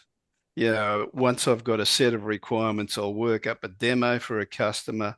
I do a demo session and I give them a fixed price quote at the time, and then I live with the results.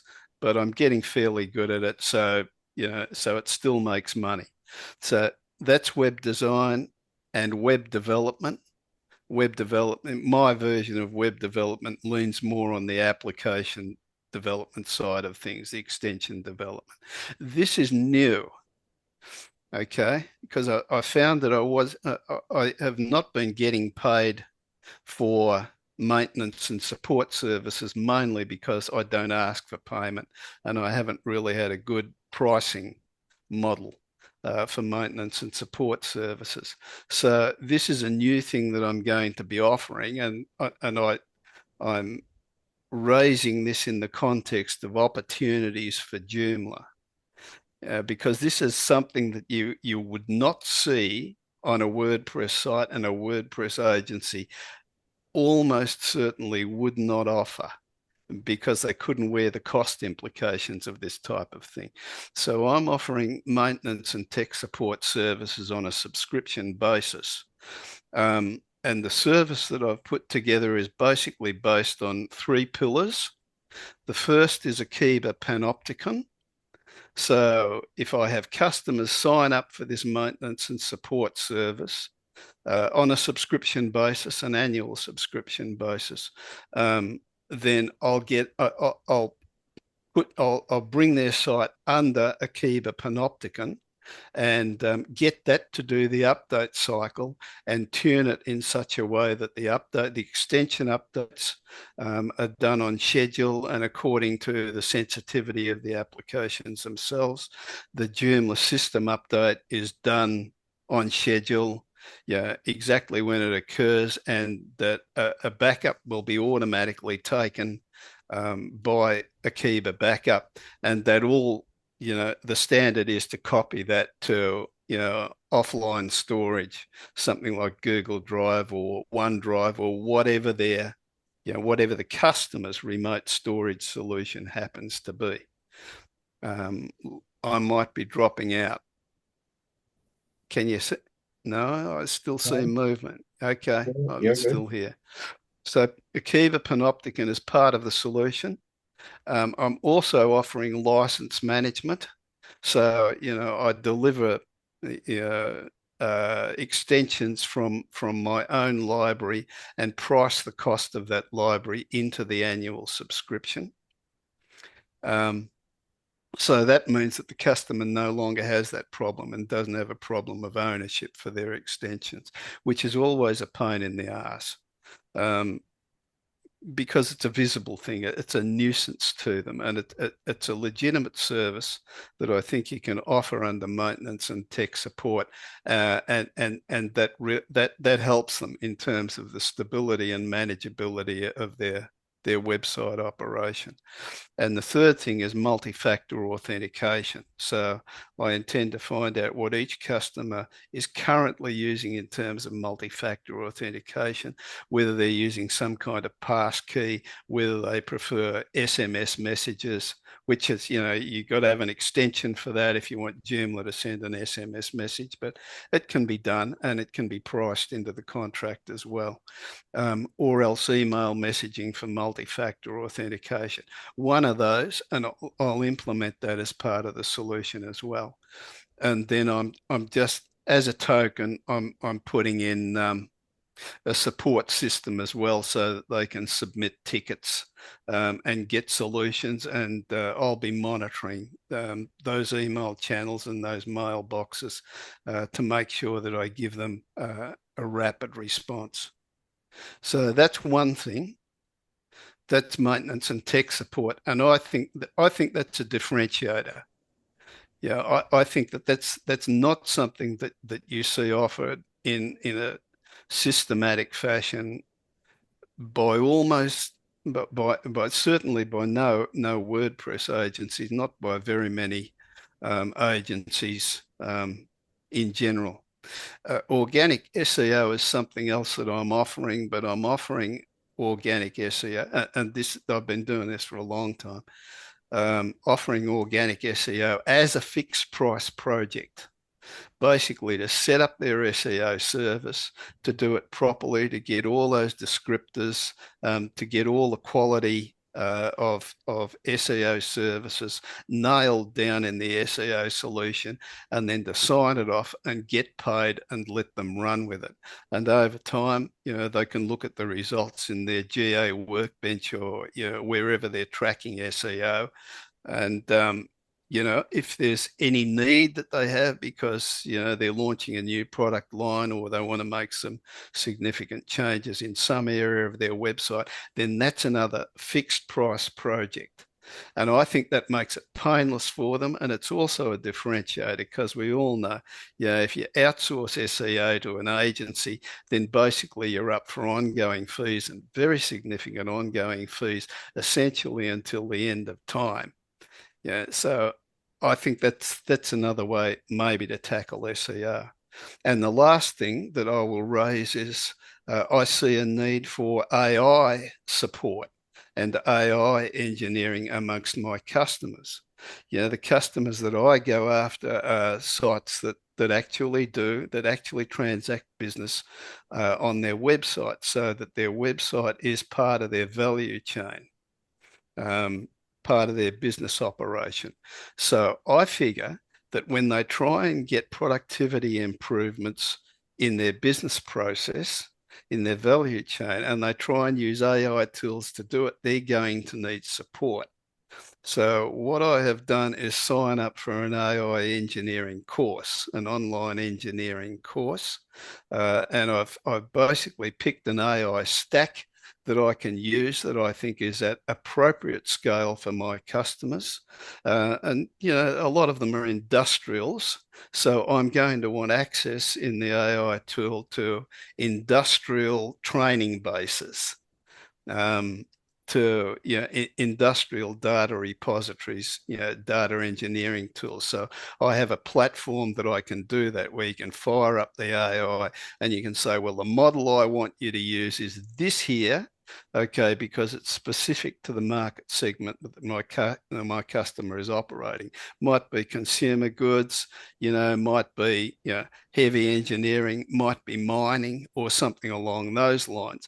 But you can find those models now. You can find models that are training AI agents, and those AI agents can be put to use on the shop floor. But it takes an AI engineer to do it. There is still expertise in this. This is not something that the AI is going to do all by itself. That somebody's just going to wheel in a new Microsoft Copilot PC and all of a sudden the problem is solved. It's just not that easy. The real world is more complex than just typing a prompt into a chat GPT client and getting, 2.5 pages of text content back, which you can, in the best case, you got to publish that somewhere at a minimum. So I figure I'm going to make the attempt to try and get qualified in this stuff, and the certifications are nothing. I figure that I can probably get through the course in about 6 months, and I have the tool set. So I think maybe that I can develop the capability to give my customers support for their AI operations in the context of their business. And when that happens, I'm going to add another little card onto this services page, and it will become part of the services menu that I'm offering basically to retail customers. So that is the end of my story. That's what I've been putting together for the last few months. I got a couple of blog articles that I need to write. Actually, one of them I will mention. I'm working on another article to talk about the user experience and basically the business value proposition for Joomla. And this is I've just started this. I want to set out some words in narrative form about what the customer's experience of using a modern Joomla website is like. What it's like to be in the back end, what it's like to be on the front end, the level of integration and the level of functionality that you can provide, the level of connection with your business operation. And then the designer experience, and the designer experience is going to be about what it's like to use the UTheme Pro page builder to build a site, how easy it is to paint the site, and how much access you've got to all the data in the extensions, and your content, the content on the site, direct from the page builder. And then thirdly, the developer extension, the experience. And then I'm going to talk about the fact that UTheme Pro, the page builder that we all use, most of us use on a daily basis, that goes vertically as well, that it connects down to UI kit. Yeah, and when you want to do your styling, when you want to do your JavaScript and functionality on the front end, then you've got UTheme behind you, and you can use it directly on every single asset in the UTheme Pro page builder. And it's, to me, I know I'm preaching to the converted, but to me, that's a pretty compelling story for using Joomla in 2025, let alone in competition with WordPress. And I would like to hear what they would say, what the average WordPress agency would say if they were in a demo session, and they basically had to either undermine or compete with a value proposition like that. And I hope I get the opportunity before I kick the bucket, to hear, how they would respond, to that kind of proposal, that kind of customer proposal, and that kind of solution. You got to type Russell. Russell. Before, yes, thank you, Nathan. Before you kick the bucket, it's 20 years, as we heard earlier. Yeah, Joomla Get back there and 10 edit it. years old this year. It's 20 years old this year. That's fixed. Well done, mate. Okay. That was excellent. I hope that's good. Very impressive. Was that useful? Is that interesting stuff? Very interesting.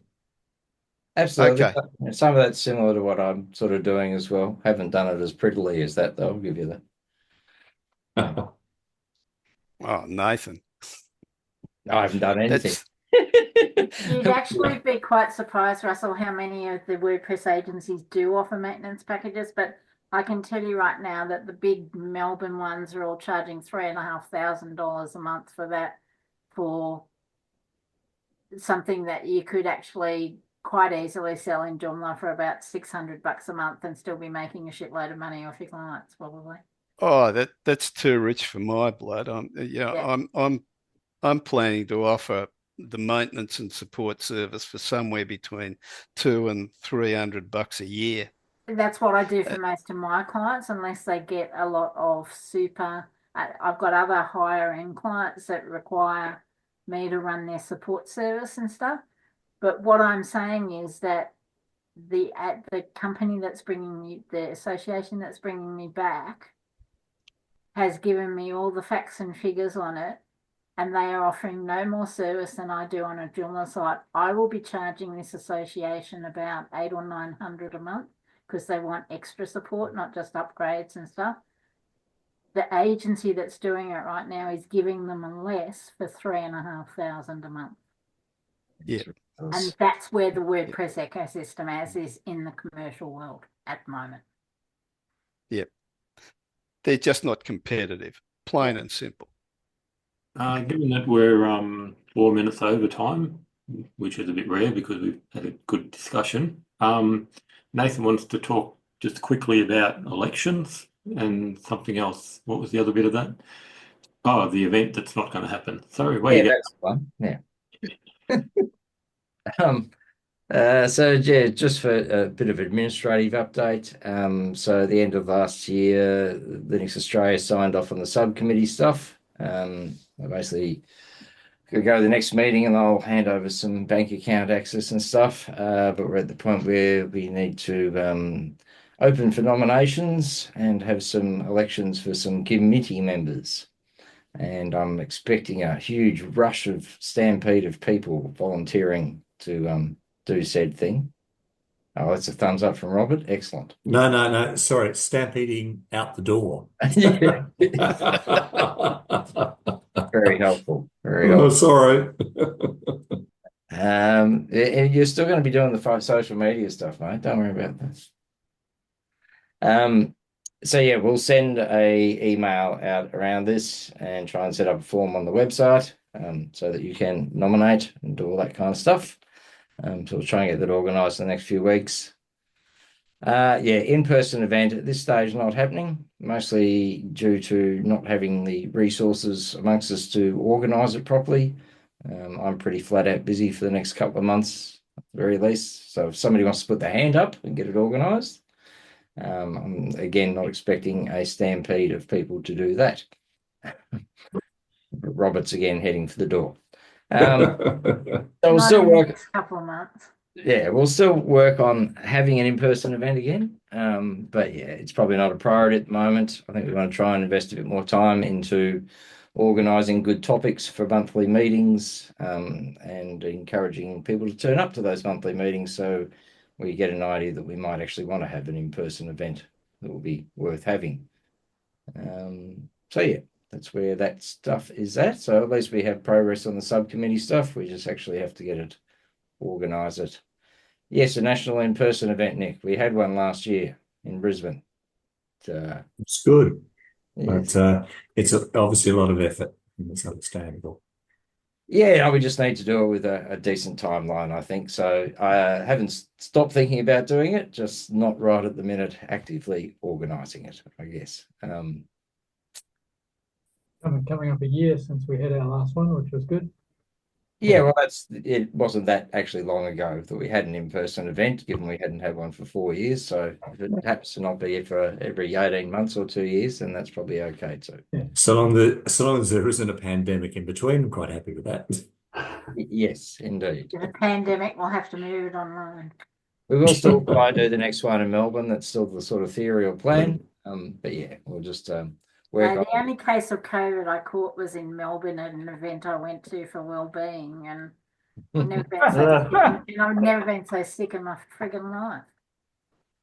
We had a couple of Christmas lunches at the Joomla Melbourne user group, and everyone got COVID apart from me. So I went to Tassie to meet up with my son 1 week in Tassie and got COVID on the flight down there. Anyway, The ironic part was it was Julia, Nathan, who you've met this event, and we were launching the Wellbeing Hub to a bunch of social sector people, to 150 social sector people. And Julia got up on the stage that morning and said, "It's so nice to be in a social sector event because everybody hugs everybody, hello." And 30 of us went down with COVID 2 days later. Yeah. Not to be seen for about 6 weeks. Fortunately, we're not having that happen so much these days. We actually have a speaker for next month's Jug, so that'll be a good thing. A developer from the Netherlands who has written a module for customizing the Cassiopeia template. He actually reached out to us and asked to present, so we thought, why the hell not? Yeah, good. Not exactly overflowing for topics. But yeah, again, if anyone does have any topics, feel free, please, to send them through to contact@joomla.org.au or anything that you'd like to see covered, and we'll see if we can find someone who can do it. Thanks a lot, guys. It was a good night. I'm glad to have been able to tap in again for a change. Thank you, guys. Thank you. Yeah, thanks, One more Aaron. thing. Turn out. Cheers, One more guys. thing. Wait, Wait, one more thing. Stuart's got something for Hi, you. Stuart. Yeah. yeah, just if anybody. Oh, your transcript. Yeah, I've got it transcribed at 56 minutes of our conversation. So if anybody wants to see that, I will just share it. It's going to take us 56 minutes to read it. No. It's summarized. You should see the hard. It's really good software. Stop, that's going to put me out of a job.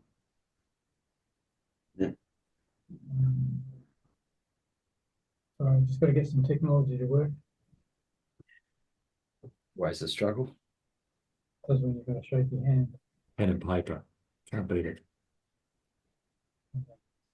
Sure.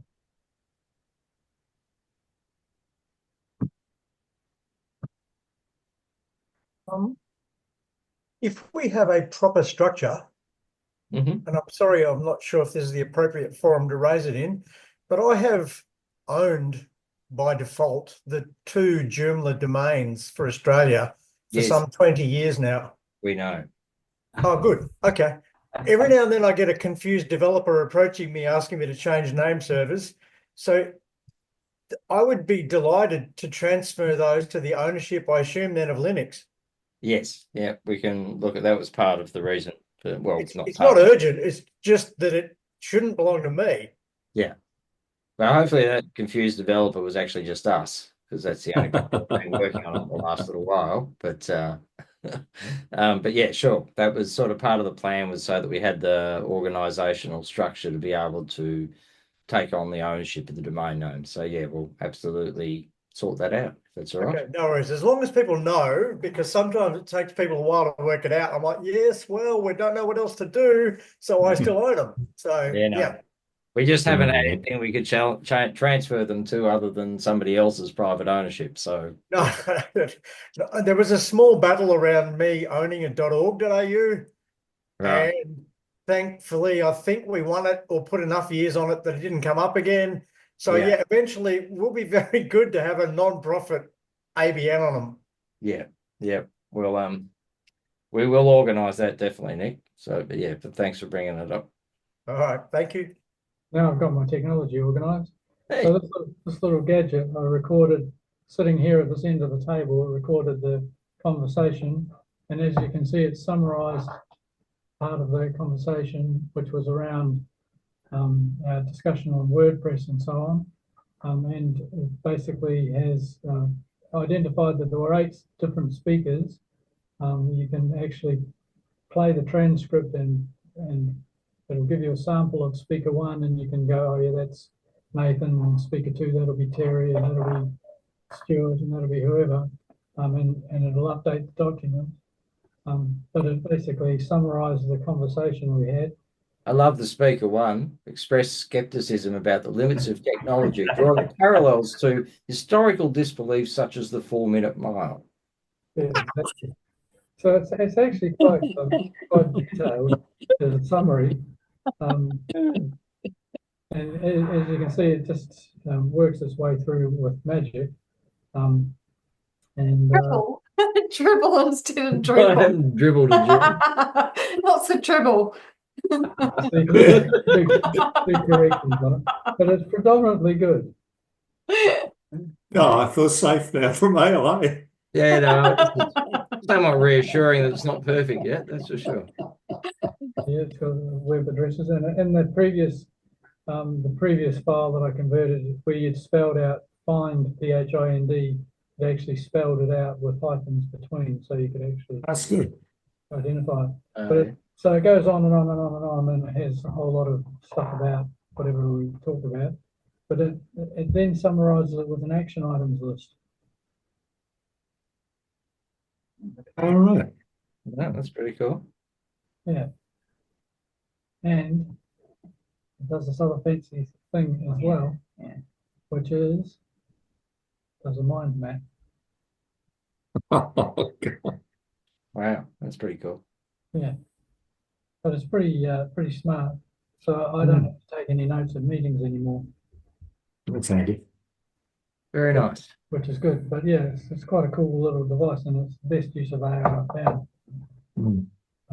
Anyway, that was just a bit of show and tell. Yeah, thanks for that, Stuart. That's very cool. That's good.